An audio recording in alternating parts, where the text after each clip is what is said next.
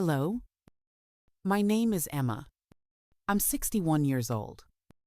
And for most of my life, I found peace in the quiet rhythm of stitching thread through fabric. In my old home, nestled just outside Asheville, North Carolina, there was a sunlit room upstairs where I kept all my quilting supplies, bolts of fabric stacked in warm, earthy tones, jars of buttons that caught the light like stained glass, and drawers full of spools in every shade you could imagine. That room, it wasn't just a workspace. It was my sanctuary. People used to say I had the hands of memory. Every quilt I made held something of the past, a wedding day, a baby's first breath, a grandmother's favorite hymn. They weren't just blankets. They were stories preserved in thread, sealed in time. I lived in that house with Mark, my husband of 38 years. He was a professor of philosophy, sharp, thoughtful, practical, where I saw beauty in old things. He saw clutter. We were different. But for a long time, that was okay. Or at least, I thought it was. Mark never quite understood why I clung to quilts, why I kept my mother's old pincushion, or why I refused to throw out the frayed sewing chair with one wobbly leg. Emma, he'd say with a sigh, looking around the room, this place feels like a fabric museum. He wasn't being cruel, just detached. Logical. Sometimes I'd catch him staring at me with a kind of gentle confusion, as though I were a puzzle he no longer wanted to solve. And I just kept sewing. I told myself that was enough, that the act of making beauty with my hands, even if no one else understood it, had meaning. I kept folding memories into fabric, holding on to pieces of life that felt like they might slip away otherwise. But looking back, I wonder if I already knew what was coming. If the silence in our house had grown too loud, if the space between us had widened to the point where even 1,000 quilts couldn't close it. I didn't know it then. But the day would soon come when everything I thought was solid, my marriage, my home, even the meaning of those quiet hours spent quilting, would unravel in one quiet, devastating sentence. And it all started with breakfast. It was a Tuesday, the kind of morning that seems forgettable until you realize it's the day everything changed. I had just poured Mark his coffee black. No sugar. The way he always liked it. The kitchen smelled faintly of cinnamon toast and the fresh October air that drifted through the window above the sink. I remember humming. Maybe an old hymn. Maybe nothing at all. I just remember feeling normal. Comfortable in the routine, comfortable in us. And then he said it. Emma. Mark began, not looking at me, but at the steam rising from his mug. I think it's time we talk. Something in his voice made my hand pause. The butter knife hovering over toast. Talk about what I asked. He finally looked up. His eyes weren't cruel, just tired. Like a man who had already made peace with a decision he hadn't told you about yet. I'm leaving, he said quietly. I laughed at first. Not because it was funny, but because I thought he meant a trip, a conference, a week in D.C. with colleagues. Leaving for, where I asked, for good? He replied, Emma, I've met someone. Her name is Madison. She's part of the curriculum reform team. She's younger, more aligned with where I am in life. The room spun. Or maybe I did. The words came so casually, so rehearsed. I thought for a moment I had wandered into someone else's life. He went on, talking about selling the house, dividing assets. how we could handle this like adults. He called the quilts just stuff, said the place was too cluttered, too full of emotional leftovers. Emotional leftovers. That was the moment I felt something tear, not just in my heart, but in the fabric of the life I thought we'd sewn together over nearly 4 decades. I didn't cry. Not yet. I just stared at him, taking in the stranger who sat across from me at the table where we'd shared hundreds of quiet breakfasts. And I realized that while I'd been stitching our memories into quilts, he'd been stitching an exit. Mark left within a week, efficient, detached, like an academic, finalizing a project and moving on to the next. I stayed behind, surrounded by ghosts of the life we'd built, quilts folded like silent witnesses, rooms echoing with absence. The house went on the market. Realtors walked through, like tourists, in a museum of someone else's love story. And me, I just kept folding quilts and trying to figure out what pieces of myself were still left intact. After the sale closed, I moved into a 1-bedroom apartment just off a busy road in Winston-Salem. It wasn't what you'd call charming gray carpet, flickering hallway lights, and a view of a gas station. But it was what I could afford after the mortgage was settled and Mark took his share. I had gone from a house full of memory to a shoebox of survival. The hardest part, there was no space for a sewing room. The sanctuary that once cradled my creativity was gone. Most of my fabric, my antique sewing machine, the frame my father had built for me. When I turned 30, they were all locked in a storage unit across town. Every month, I'd pay that bill with a knot in my stomach. Just to keep the last fragments of my old life safe, I couldn't bear to let them go. The apartment was quiet. Too quiet. The kind of silence that wasn't peaceful, it was heavy. Like a blanket soaked in grief. The kids called a few times. Well, they texted mostly. Thinking of you. Mom. Hang in there. I didn't blame them. They had their own families, careers, shows. I had an empty microwave and 2 kitchen chairs no one sat in. I stopped quilting. My hands, once so full of purpose, just hovered. I'd pick up a needle, then set it down. What was the point of making something beautiful if no one cared Mark had called my quilts emotional leftovers? I started to believe him. There were days when I didn't change out of my robe. Days when the walls felt like they were folding in. Nights when I sat by the window, watching headlights flicker past, wondering how I'd become so invisible. I wasn't just grieving a marriage. I was grieving myself. One rainy afternoon, I got a call from Mark. Not to check on me. No, he wanted to complain about a missing book. Something he claimed the movers lost. It was rare. He said, expensive. His voice was dry, accusatory. He implied I had packed things wrong, created chaos. I hung up before he finished. I walked to the bedroom closet, pulled down an old cedar box, and opened it. Inside, wrapped in tissue, was the only quilt I hadn't put into storage. The one from Aunt Edith, the one she had sewn by hand when I was 10. I unfolded it slowly, fingers trembling. I didn't know it yet. But that quilt was about to change everything. The rain hadn't stopped in hours. It fell in sheets against the windows, as if the world outside was mourning with me.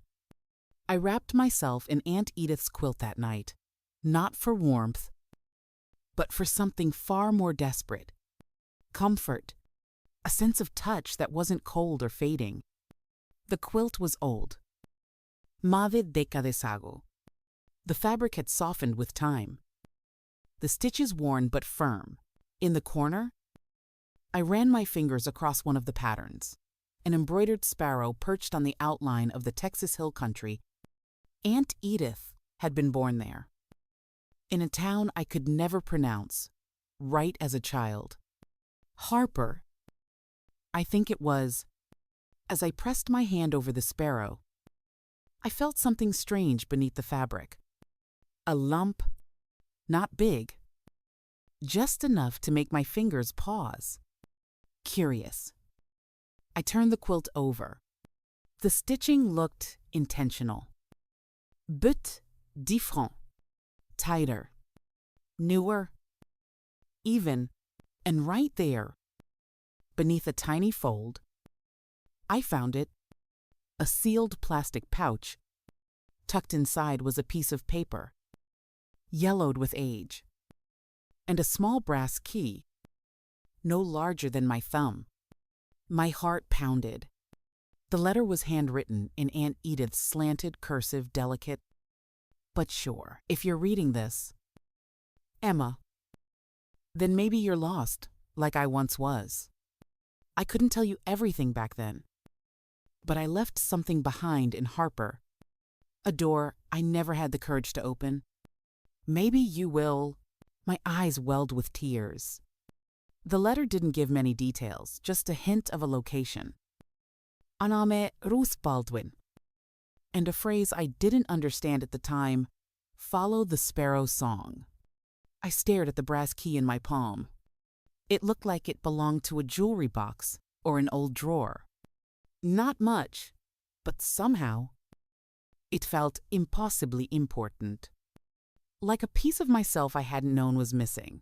I stayed up all night reading that letter over and over again, tracing the faded words with my fingertips, feeling Aunt Edith's presence stronger than I had in years.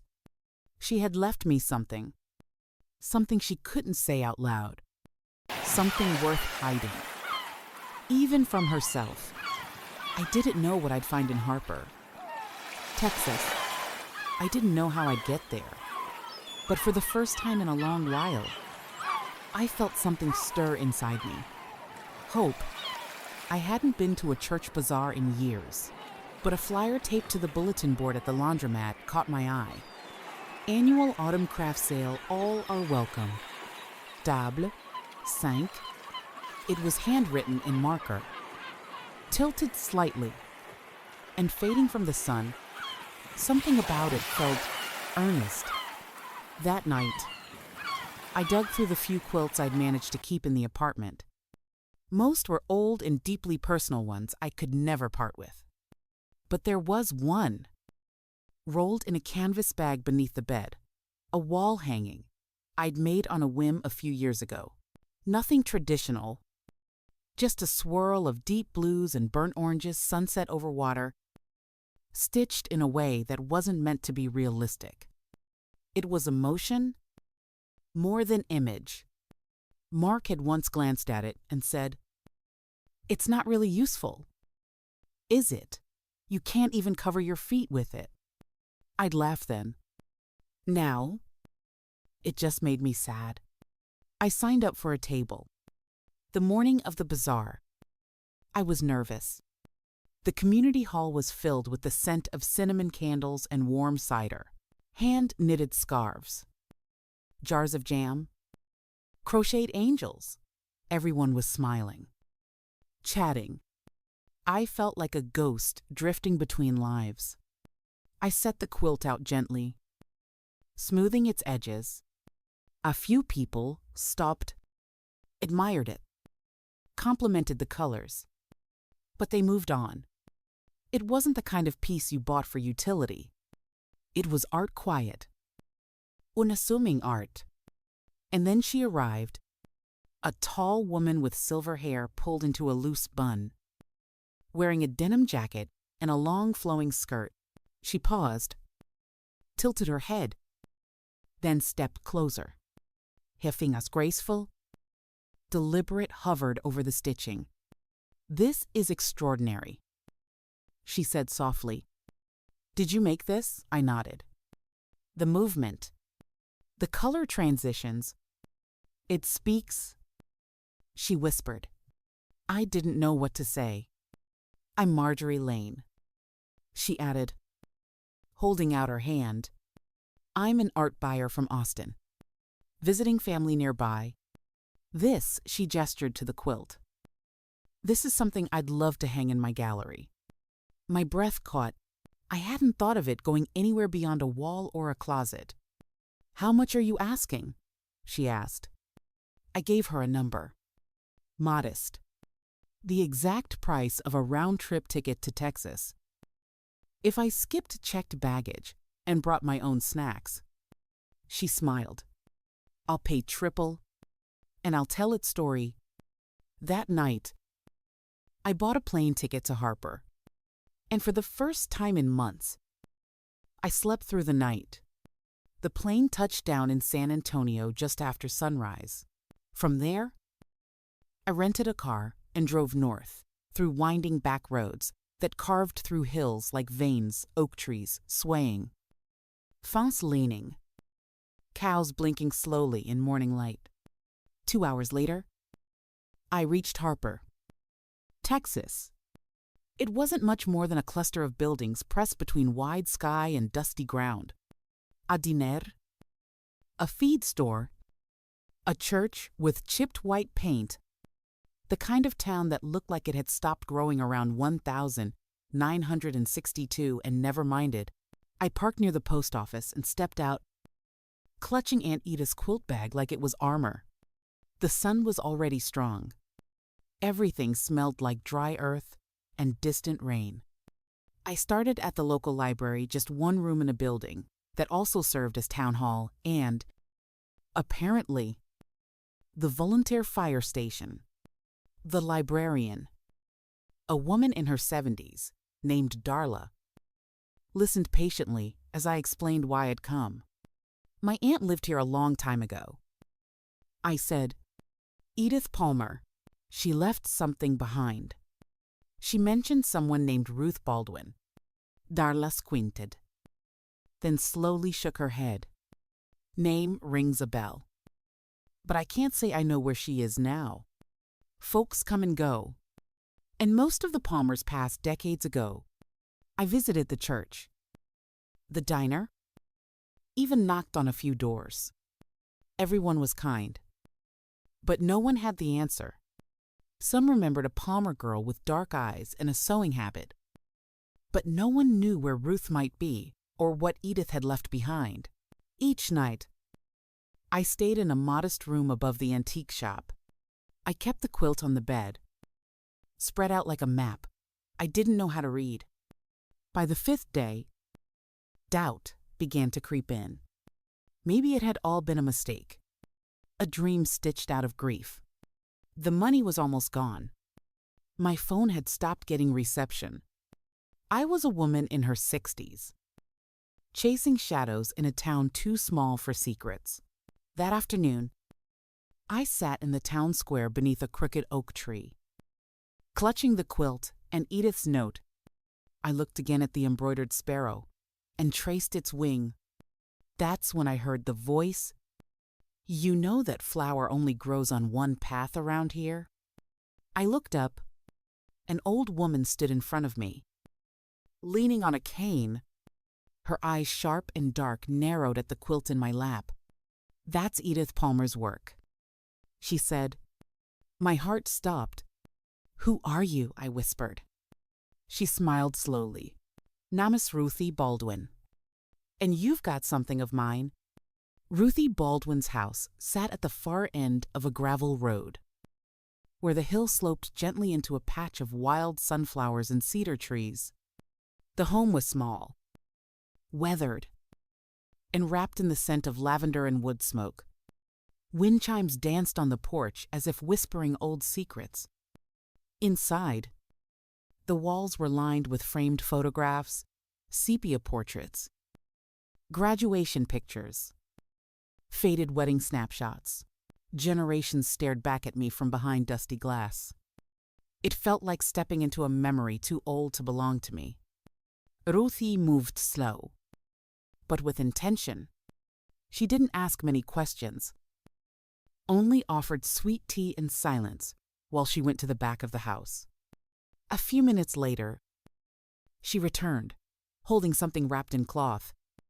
"This," she said, setting it gently on the table, "was under the floorboards in my mother's sewing room. She told me to keep it safe, said one day a woman with Edith's eyes would come for it." I stared at the bundle. My hand shook as I unwrapped the layers, soft flannel, a handkerchief, and finally, an old carved wooden box about the size of a book. Its hinges were tarnished, but intact. In the center was a tiny keyhole, and my fingers instinctively reached for the brass key I'd carried across 2 states. The key turned with a soft click. Inside, the box held no jewels, no gold, no deed to hidden land, but it was treasure. Laid carefully inside were several items: a leather-bound journal filled with Aunt Edith's looping handwriting, a stack of vintage quilt designs, each more beautiful and daring than the last, a folded contract with a Dallas textile company, and a slim ledger book, revealing royalty payments that had accumulated untouched for decades. But the thing that stopped my breath was the baby gown. It was hand-stitched, with impossibly delicate embroidery along the collar for Emma when she's ready to begin again. I couldn't hold back the tears. Edith hadn't just hidden a box. She'd preserved a future. For me, the journal spoke of her dreams, her sacrifices, and the art she never got to share. She had once sold designs to a boutique textile firm, but after losing my parents and raising me, she'd let it all go, except the hope that I might one day carry it forward. In that dusty little house, surrounded by ghosts and stitches, I finally understood I hadn't come to Harper to find something lost. I had come to reclaim something waiting. When I returned to North Carolina, it wasn't to the same woman who had left. I stepped off the plane with the wooden box clutched tight against my chest, the quilt folded neatly over my arm. In my heart, something had shifted. Not everything was fixed, but something deep within me had been mended. Or maybe rediscovered. I didn't go back to the apartment. I didn't even call the landlord. Instead, I drove straight to the storage unit on the edge of town. Rows of metal doors stared back at me in silence, like mausoleums for forgotten lives. I opened mine and stepped inside. The scent hit me first: cedar, cotton, thyme, then the colors, stacks of folded quilts and hues I hadn't let myself see for months. My old sewing chair, the broken-legged table, the bins of fabric I used to spend hours arranging like stained glass windows. I smiled. Not a nostalgic smile, a resolute one. I wasn't done. That week, I found a small storefront for rent on a side street in downtown Asheville. It had creaky floors, cracked window panes, and just enough space for one large cutting table and a single sewing machine. To most, it looked like a forgotten retail space. To me, it looked like a studio. I named it Stitchlight, a word I'd made up as a girl, describing the way the sun caught thread as it pulled through fabric. I set up the front as a gallery, displaying Aunt Edith's original designs alongside my own newer quilts. In the back, I ran classes slow at first. Just a few curious retirees and mothers looking for a creative escape. But word spread. Local newspapers picked up the story of the woman who found a second chance in her aunt's stitches. Then regional art circles took notice. Even the textile company in Dallas, long since bought by a larger firm, reached out to revive Edith's line under her name with me as the creative director. But that wasn't the best part. The best part was the girl named Lila, 12 years old, painfully shy, who came to her first quilting class with a backpack full of scraps and a heart full of silence. Over time, she bloomed beneath the hum of the sewing machine. She smiled. She laughed. And one day, she whispered, "Miss Emma, I want to make something that lasts." I looked at her, tears brimming. "You already are." I said. People started sending letters. Not just customers or fellow artists, but strangers. Women in their 60s, divorced after decades of marriage. Men who had lost their partners and didn't know what to do with the silence. Grandmothers who never thought their hands could still create something beautiful. They'd write things like, "Your story reminded me of my mother's hands. I haven't sewn since high school, but I pulled out my old kit last night. Thank you for making us feel like we still matter." I'd sit at the shop's back table every Sunday evening, tea cooling beside me, reading them one by one. I didn't know what to do with all that emotion, except honor it, stitch by stitch. I framed Aunt Edith's baby gown and hung it near the door, next to a sign that read, "Begin again." A reminder from me, for everyone, of what's possible when you believe your story isn't finished. Sometimes I'd think about Mark. I wondered if he'd ever visit the studio, if he'd recognize any of the old quilts on display, if he'd finally understand that what he once called emotional leftovers were the very threads that had kept me alive. But then I'd let the thought drift away, because this chapter wasn't about him anymore. This was about color after gray, about roots that go deeper than regret, about listening to the quiet call of something buried, then answering it boldly. One afternoon, while organizing some vintage fabrics, I came across a small square of cloth I didn't remember keeping. It was plain muslin, but in the corner, Aunt Edith had stitched a single phrase in her signature rose-colored thread, "The heart remembers even when we forget." I stood there, frozen, as the room seemed to hush around me, because that was it. Wasn't it? This wasn't just about quilts or keys or journals or even studios. It was about remembering who you are, even after someone tries to erase you. It was about reclaiming the things you were told were clutter and realizing they were sacred. It was about turning heartbreak into blueprint, pain into pattern, silence into song. I placed the muslin square in a glass frame and added it to the wall above my sewing machine, because I knew someone would need to read those words one day. Just like I had. Last month, we held an open house at Stitchlight. We lined the walls with quilts from all over the region, old ones, new ones, some made by trembling beginner hands, others passed down through generations. There were tears, laughter, and hands gently brushing fabric like it held breath. At the center of it all, under soft lighting and a wooden frame, Mark once dismissed as too sentimental, I displayed the quilt that started it all, Aunt Edith's. People lingered there longest. They didn't just look, they listened. One woman asked me, "Is it true you found a key inside that quilt?" I smiled. I found a lot of things inside that quilt. A key was just the beginning. They didn't need the whole story. Not the heartbreak. Not the lonely apartment. Not the morning Mark left. What mattered wasn't what I'd lost. It was what I'd kept, what I'd found. I thought of all the moments when I almost gave up, when I stared at blank walls and empty rooms and wondered if my life had already happened, if the best chapters had already closed. But that was the lie.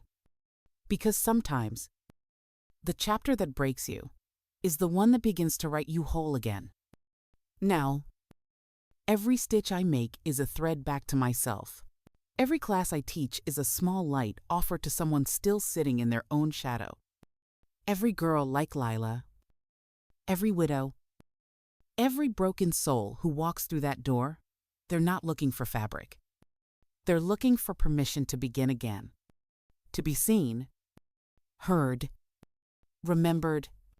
And to anyone out there who's ever been called too much, or too quiet, or too late, let me say this: you're not a relic. You're not clutter.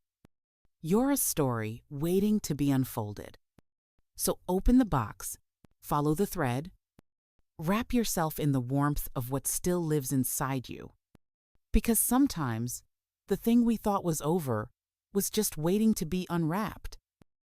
One quiet stitch at a time. And as for me, well, I'll keep quilting.